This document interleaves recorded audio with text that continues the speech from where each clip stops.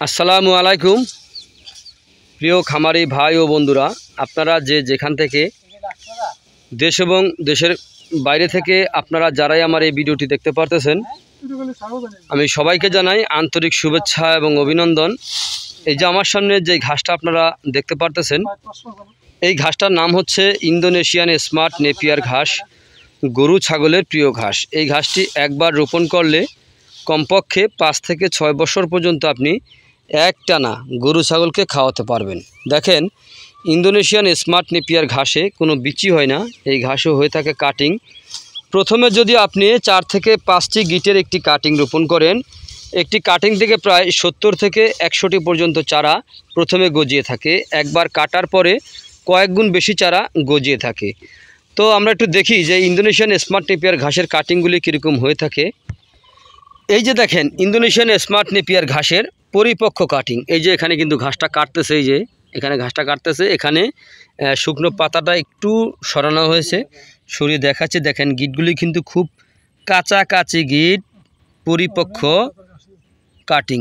প্রতিটি গিটের ভিতরে কিন্তু আপনার অঙ্কুর রয়েছে। দেখেন, প্রতিটি গিটের ভিতরে অঙ্কুর রয়েছে, তারপরে শিকড়ও হয়েছে। দেখেন পাতা কীরকম পাতা হয়ে থাকে, পাতা আর পাতা, নরম ঘাস। এই ঘাস গরু ছাগলকে খাওয়াতে কোনো মেশিন লাগে না, গোড়া থেকে কেটে দিলে সম্পূর্ণরূপে খেয়ে থাকে।